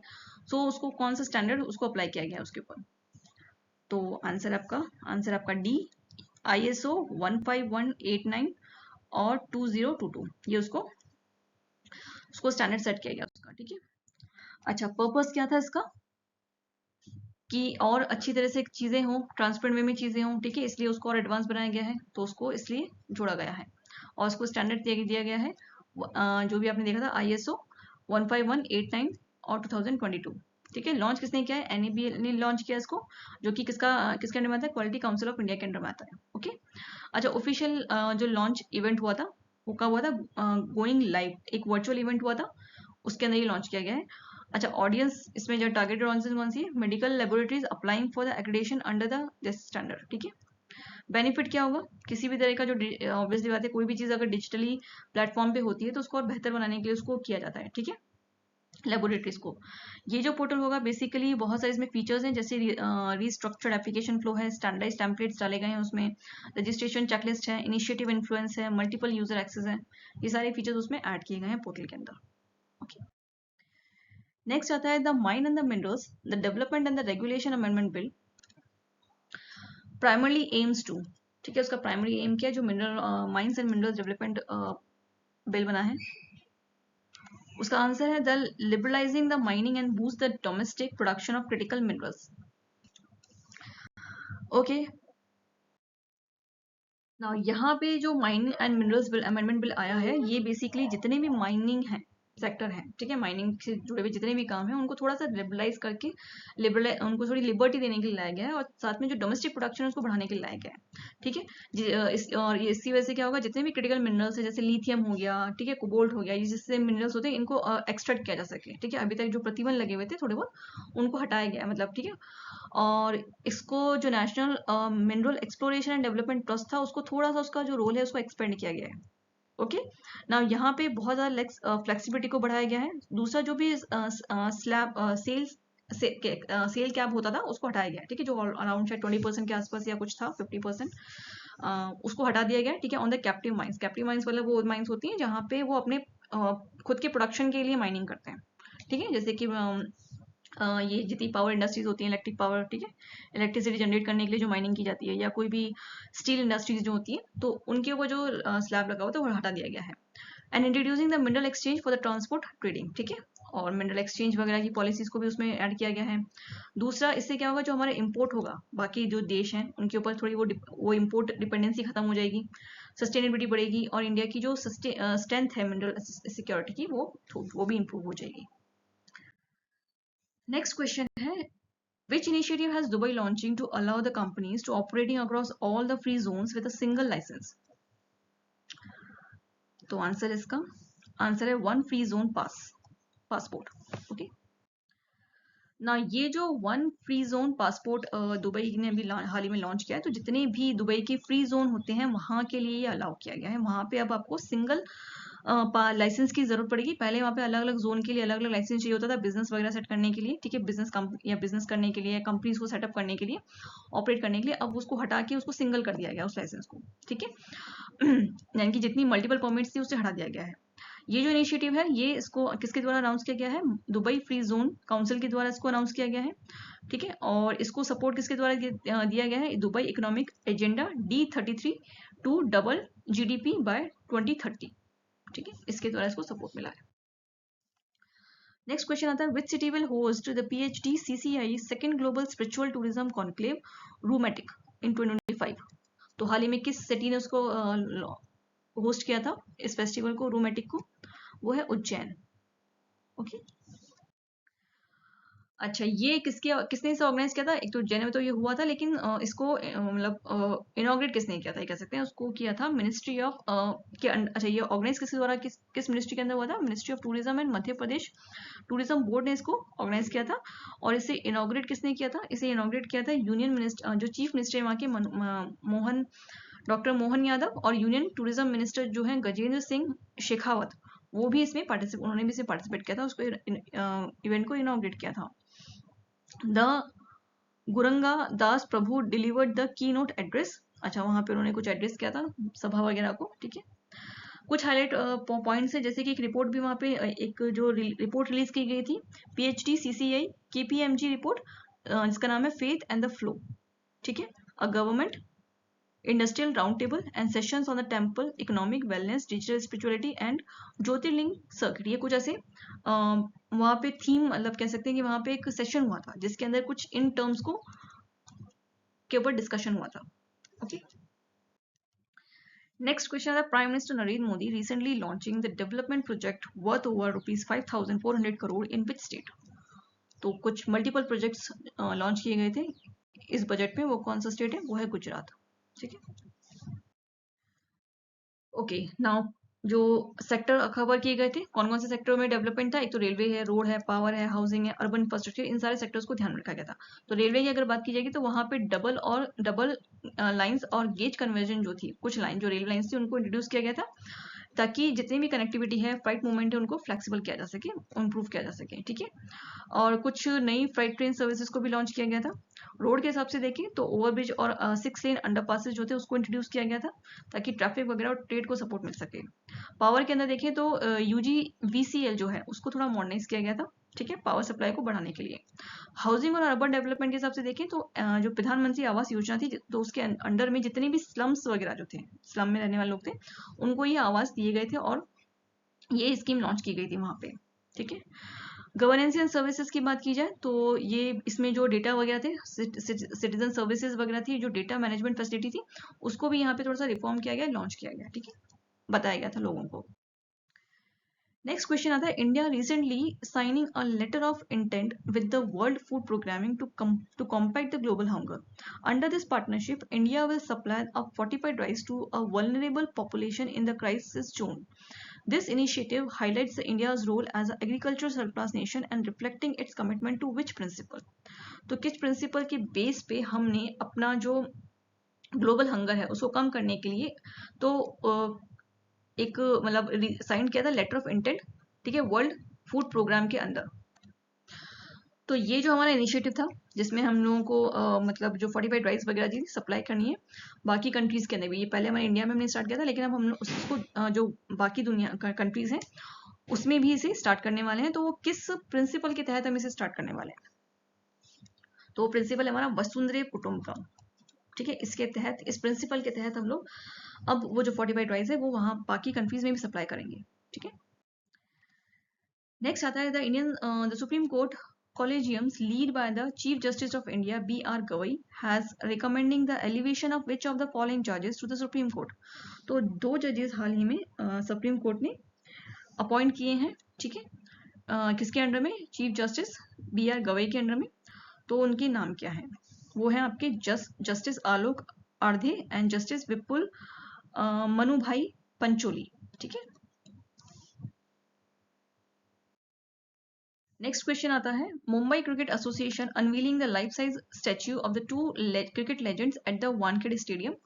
Accordingly, they inaugurating a cricket museum named after a former president of both the MCC and BCCI. Who were the individual honoring and what is the name of the museum? अच्छा, यहाँ पे एक statue launch किया गया है। ठीक है, और इसके अलावा जो म्यूजियम है वो भी लॉन्च किया गया है। तो वो स्टैचू किसका है और वो म्यूजियम किसके नाम पे लॉन्च किया गया है, ये हमें बताना है। तो जो स्टैचू है वो तो है सुनील गावस्कर का। साथ में जो स्टेडियम जो म्यूजियम लॉन्च किया गया है वो है शरद पवार के नाम पे लॉन्च किया गया है। ठीक है, जो MC थे शरद पवार क्रिकेट, उनके नाम पे म्यूजियम बनाया गया है। नेक्स्ट आता है, who will lead the Indian delegation to the 68th Commonwealth parliamentary conferencing in Barbados from October 5 to 12. तो कौन उस डेलीगेशन को, कॉन्फ्रेंस को लीड करने वाला है इस बार? वो है लोकसभा स्पीकर ओम बिरला जी उसे लीड करने वाले हैं, जो कॉन्फ्रेंस बारबाडोस में होने वाली है अक्टूबर के अंदर।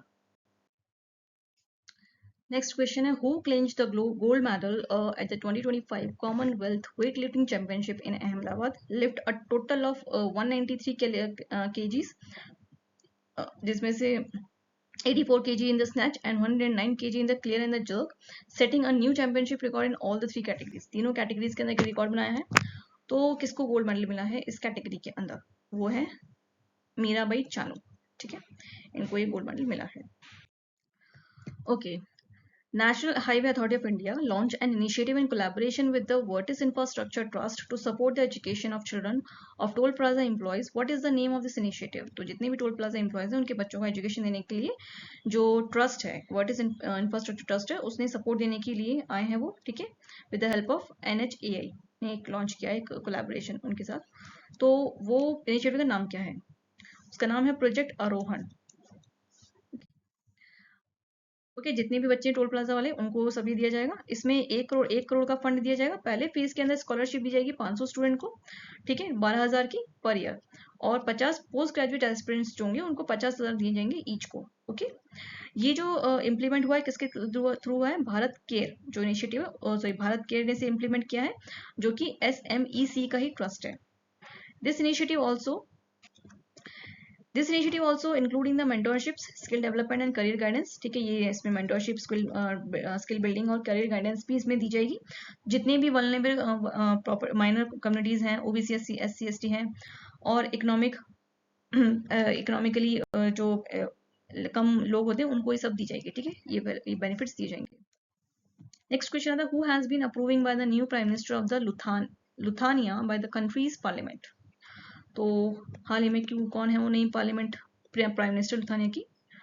वो है इंगा रुगीनियन, ठीक है, उन्हें अपॉइंट किया गया है, ठीक है। तो ये है वो QT। नेक्स्ट क्वेश्चन था, prime minister Narendra Modi recently inaugurating the green mobility initiative in which location. तो कहाँ पे उन्होंने एक ग्रीन इनिशिएटिव लॉन्च किया है मोबिलिटी? वो है गुजरात के अंदर हंसलपुर में। ओके,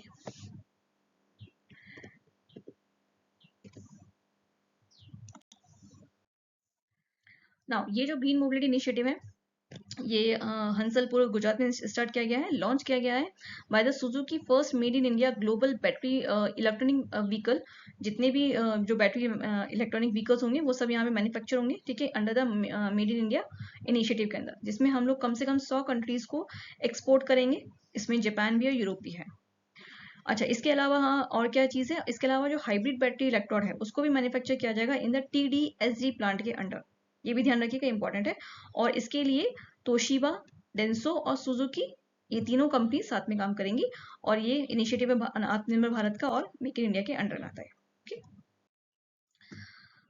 नेक्स्ट क्वेश्चन आता है, with which country did India sign a MoU to strengthen the corporation in the agriculture and allied sector.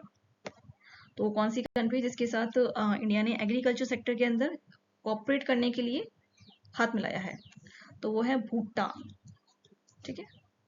Next, the union cabinet recently approving the restructure of the PM Svanidhi scheme, what is the extended leading period under the revised scheme. अच्छा, यहाँ पे जो scheme थी सेवानिधि, उसको थोड़ा बढ़ा दिया गया है, ठीक है ना, उसको थोड़ा एक्सटेंड किया गया, लीड किया गया है। तो कब तक किया गया है? आंसर इसका D, 31 मार्च 2030 तक उसको एक्सटेंड कर दिया गया है। ओके, नेक्स्ट क्वेश्चन आता है, UN general assembly recently launching which to initiative to promoting the global corporation in AI governance. तो UN जनरल जो है उसने हाल ही में AI गवर्नेंसी को है प्रमोट किया है, ठीक है। तो उसको किस इनिशिएटिव का नाम, उसे दो इनिशिएटिव का नाम क्या है? तो आंसर है C, independent international scientific panel on AI and the global dialogue on AI governance, ठीक है, ये दो चीजें लॉन्च की UN ने। नेक्स्ट क्वेश्चन आता है, which ministry has launch the new module on the Umeed portal to help the widows, divorcee womens and orphans applying the maintenance supply. तो जो वुमेन्स होती हैं, ठीक है, चाहे वो विधवा हो, चाहे डिवोर्सी हो, चाहे अनाथ बच्चे हो, उनको एक उनके लिए पोर्टल बनाई है, उम्मीद पोर्टल, ठीक है, जो कि किस मिनिस्ट्री के अंदर आती है उनको हेल्प करने के लिए? वो आती है माइनॉरिटी अफेयर ने उसको लॉन्च किया है।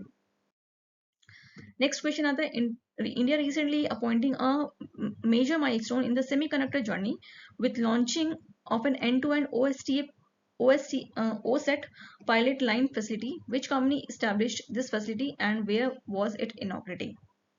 तो एक प्लेटफॉर्म, सॉरी, एक माइलस्टोन तैयार किया है, मतलब एक लॉन्च किया है उन्होंने, एक फैसिलिटी प्रोवाइड की है। तो किस कंपनी ने उसे एस्टेब्लिश किया है और कहाँ किया है? तो वो क्या है, CG पावर ने उसे लॉन्च किया है इन सानंद, गुजरात में। नेक्स्ट आता है, India recently launching it's first national bio foundry network under which policy. तो कौन है? वो है बायो E3 पॉलिसी बनाई गई है, ठीक है। और फिलहाल ये 6 कंट्रीज, 6 स्टेट्स हैं इंडिया की, वहाँ पे एक महाराष्ट्र है, एक पंजाब है, एक मुंबई है, एक पुणे है, एक हरियाणा है, एक न्यू दिल्ली है, ठीक है। ये जो बायो पॉलिसी है बेसिकली बायोलॉजी और टेक्नोलॉजी को मिला करके, मतलब जो काम होंगे उनके ऊपर ध्यान दिया, उनको जोड़ करके बनाएंगे, उसको ध्यान में रख के बनाया गया है, ठीक है। नेक्स्ट, नाउ ये रहा, ठीक है, ये पॉलिसी क्या है, इसमें इसका फंड कितना है? इसमें एक बायो मैन्युफैक्चरिंग जितनी भी होंगे उन चीज़ों को बूस्ट किया जाएगा, अचीव किया जाएगा। $300 बिलियन की बायो इकोनॉमी को जनरेट करने का प्लान है 2030 तक, ठीक है। लॉन्च किया है जितेंद्र सिंह ने। The NBN is a collaborative platform the 6 primary institution, ठीक है। 6 इंस्टीट्यूट है जो कि आते हैं डिपार्टमेंट ऑफ बायोटेक्नोलॉजी के अंडर, उनको उन्होंने मिलकर इसे बनाया है। Now end to end facility for synthetic biology, अच्छा यहाँ पे कुछ फैसिलिटीज दी गई, जैसे सिंथेटिक बायोलॉजी पे ध्यान दिया जाएगा, ठीक है। प्रोडक्ट प्रोटोटाइप्स वगैरह है, क्लाइमेटिकल स्मार्ट बायोटेक के ऊपर ध्यान दिया जाएगा, इसके लिए इसे लॉन्च किया गया है। The launching to the bio 3 challenges, it's encouraging the youth innovation. इसके साथ में यूथ इनोवेशन जो होगा, ऑब्वियसली बात है, टेक्निक जो भी कुछ लॉन्च होता है तो उसके साथ कहीं ना कहीं इनोवेशन फैक्टर भी जुड़ा होता है, तो यूथ इनोवेशंस को, उनके स्टार्टअप्स को बूस्ट किया जाएगा, ठीक है। ओपन एक्सेस मिलेगा बायोटेक इकोसिस्टम को ताकि ग्लोबल लिंकेज बढ़ सके, इसे लॉन्च किया गया है। नेक्स्ट आता है who inaugurating the MIL Medicon 2025, the international conferencing on the military medicine. तो किसने इनॉग्रेट किया? रक्षा राज्य मंत्री श्री संजय सेठ ने उसे लॉन्च किया है। ये एक तरह का इंटरनेशनल कॉन्फ्रेंस ऑर्गेनाइज किया गया था बाय द DGMC आर्मी के द्वारा at the Manekshaw centre New Delhi में। फोकस किया गया था वही इनोवेशन चैलेंजेस जितने भी होते हैं, रिफॉर्म्स जितने भी होते हैं मिलिट्री मेडिसिन के अंदर, उन सबको ध्यान में रखा गया था इसमें। अच्छा, ये जो held as a part of, ये किसका ये जो इनॉग्रेशन हुआ था, ये basically Indian army year of reform का जो एक वो था इवेंट, उसी के टाइम पे से लॉन्च किया गया था। The 2-day event aims to boost the global corporation and enhance the trauma care in the military setting. तो जितने भी मिलिट्री जो भी लोग आर्मी वगैरह में होते हैं, डिफेंस में होते हैं, तो उनके अंदर जो भी मेडिकल प्रॉब्लम्स उनके अंदर आती है, कोई मेडिकल ट्रॉमा उनके साथ रहता है, उसको ध्यान में रख के इसे बनाया गया था, उसको और बेटर करने के लिए बनाया गया था। ये जो कॉन्फ्रेंस हुई थी, इसमें sanitary of the military nursing services को भी सेलिब्रेट किया गया था, नारी शक्ति को ध्यान में रखते हुए। कुछ की थीम्स थी, जैसे एडवांस कॉम्पैक्ट ट्रॉमा सेंटर था, AI in the health military health care था,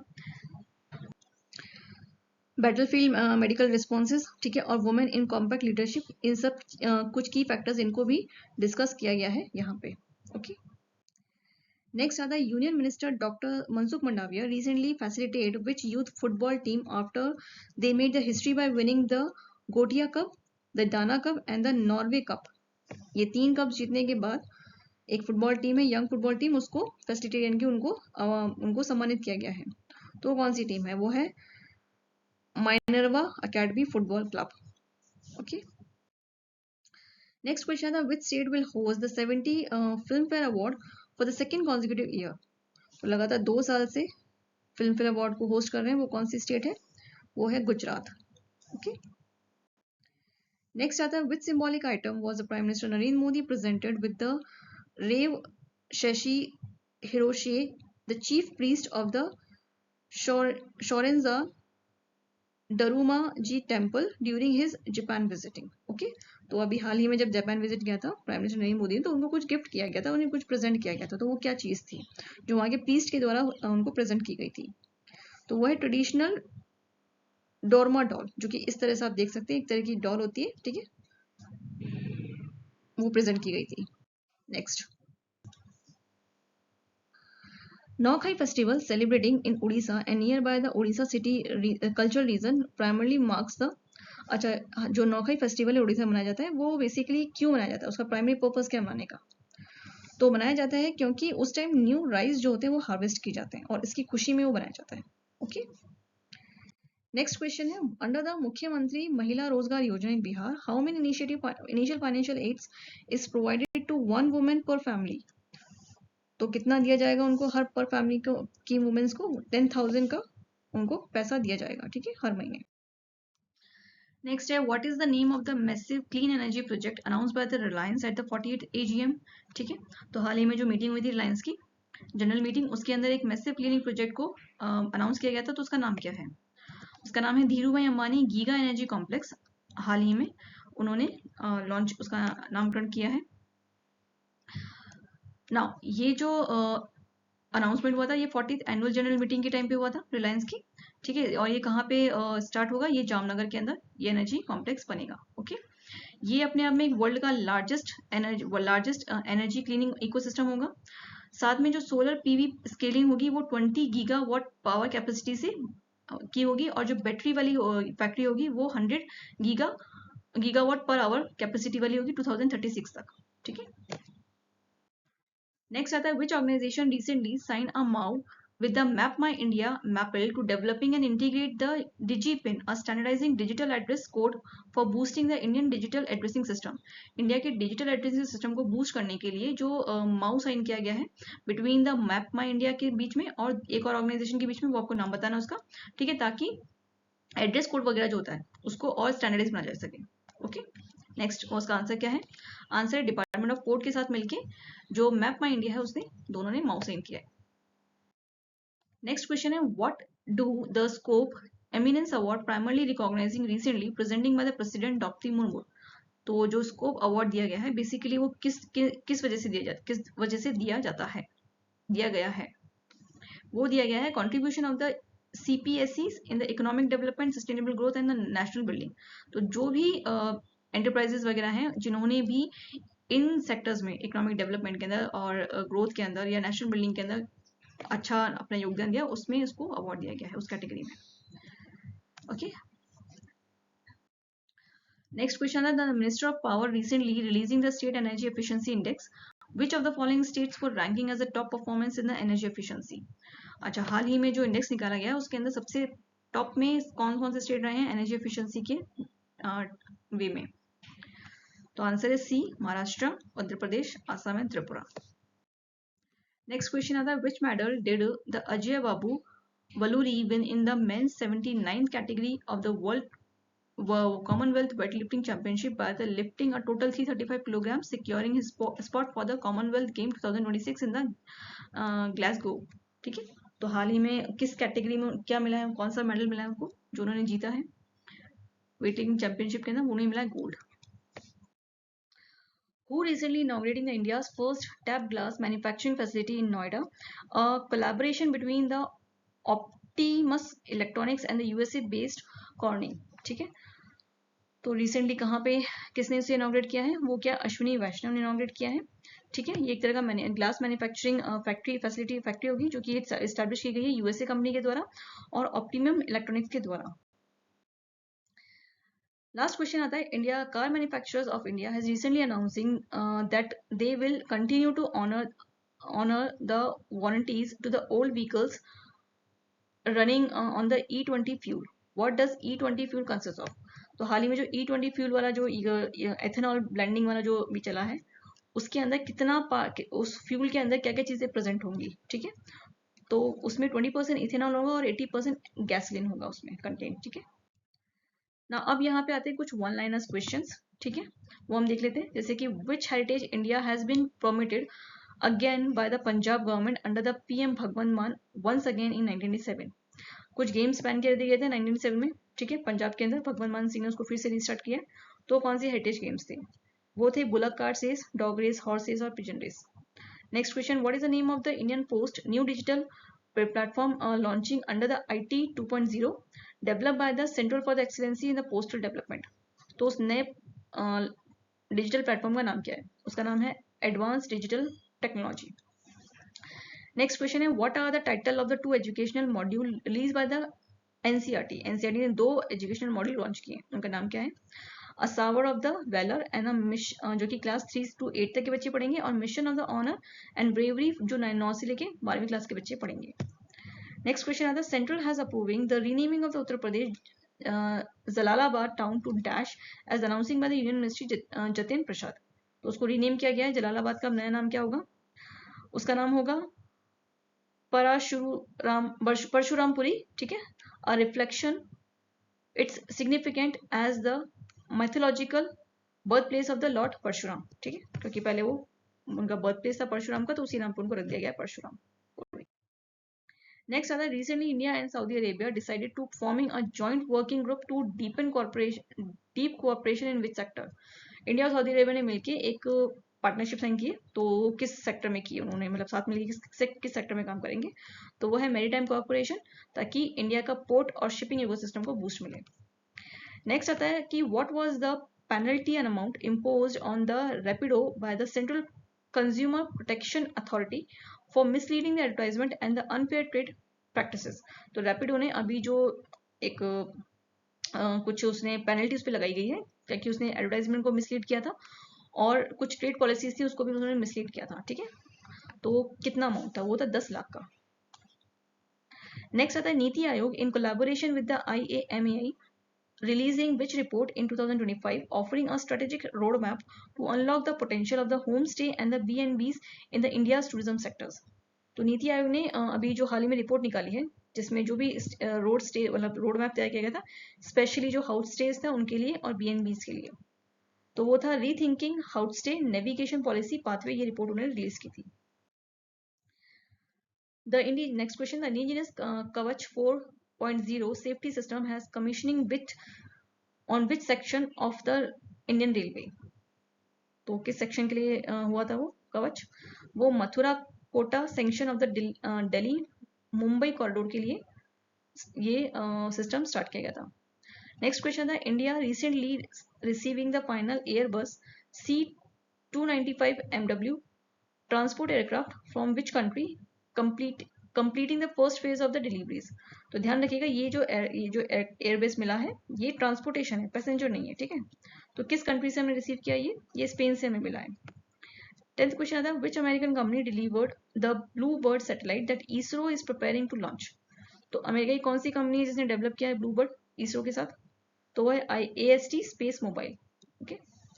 11th क्वेश्चन आता है, विच वॉल्केनो ऑन द रशिया काम चटका peninsula erupted for the first time in approximately 60 years.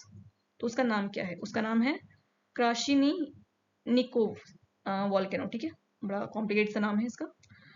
Next आता है 12th question, what is the presence of the rebate offered by the Indian railway on the base fare for the return journey under the 2025 round trip festival package scheme. Answer 20%। In which Indian state was the significant nickel, cobalt, and PGE sulfide mineralization deposit recently discovering in the Bhalukona Jamnidhi block? तो कहाँ है वो, छत्तीसगढ़ में मिला है फिलहाल। Now next question था, the blue pink gill mushroom recently spotting in Telangana is originally native of which country? तो पहले न्यूजीलैंड में का नेटिव मशरूम हुआ करता था। नेक्स्ट क्वेश्चन है, who recently launched the logo brochure and the website of the Bharat Steel, the Ministry of Steel's flagship international steel conferencing cum exhibition at the Vigyan Bhavan, New Delhi? So उसे launch किया था HD Kumar स्वामी ने। 16 question that the Kargil apricot recently made international debut in the Saudi Arabia in India's 79th Independence Day, make a significant milestone for the Indian agriculture deposit under which initiative? तो किस initiative के अंदर हमने उसको वहां पे import launch किया है, वन डिस्टिंक्ट वन प्रोडक्ट के अंदर। 17 क्वेश्चन था, which railway zone has partnering with the IIT Guwahati to promoting the environmental sustainability by replacing the conventional plastic with the biodegradable and compostable material. The answer is the north east frontier railway, ठीक है। इसने IIT Guwahati के साथ मिलकर जितने भी railway के अंदर होने वाले चीजें हैं उनको प्लास्टिक को हटा के, ओके। नेक्स्ट आ गया है, in which state did ISRO launching a new space laboratory in the collaboration with the Muskan foundation, Arunachal Pradesh. 20th question 19th question आता है, the government of India has extending the fortified rice scheme until which year with a full government funding of 7,882 crore to combat the malnutrition and anemia by providing the fortified rising under various welfare programs including the anemia मुक्त भारत। तो किस year तक इस scheme को और आगे extend किया गया है, वो है 2028 तक। नेक्स्ट लास्ट क्वेश्चन है, which country become the first south American nations to officially recognizing the crypto currency as its international currency. तो कौन सी कंट्री है, वो है पैराग्वे। ओके, नाउ यहीं पे ये जो पीडीएफ खत्म होती है और आई होप ये वीडियो आपको अच्छा लगा होगा। अच्छा लगा है तो इसे लाइक शेयर और सब्सक्राइब जरूर कीजिएगा और साथ ही में आपके जो भी व्यूज है, आपके जो भी फीडबैक्स है वो मुझे जरूर बताइएगा, मुझसे शेयर कीजिएगा, आपका वेट रहेगा। और इस वीडियो का जो भी डिस्क्रिप्टिव डिटेल्स है अगस्त मंथ की वो मैंने ऑलरेडी उसका वीडियो अपलोड कर दिया, तो प्लीज आप वो जरूर देखिएगा। ठीक है, तब तक के लिए मिलते हैं नेक्स्ट वीडियो में। Thank you and bye bye.